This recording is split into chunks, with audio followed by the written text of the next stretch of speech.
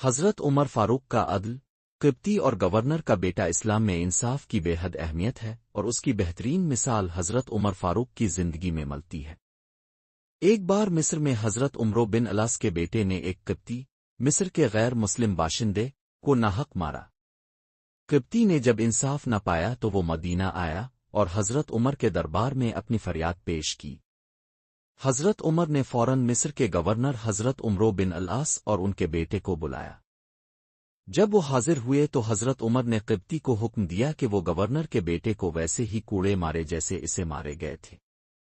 قبطی نے بدلہ لے لیا، پھر حضرت عمر نے فرمایا کہ اگر وہ چاہے تو گورنر کو بھی سزا دے سکتا ہے، کیونکہ اس کا بیٹا اس کے اقتدار کی وجہ سے ظلم کر سکا تھا۔ یہ سن کر قبطی نے کہا کہ اسے صرف انصاف چاہیے تھا جو اسے مل چکا ہے۔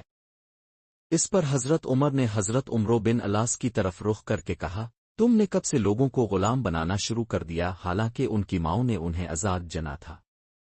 یہ واقعہ اسلامی عدل و انصاف کی ایک روشن مثال ہے، جہاں خلیفہ وقت نے کسی بھی سفارش طاقت کو خاطر میں نہ لاتے ہوئے ایک غیر مسلم کو بھی اس کا حق دلایا۔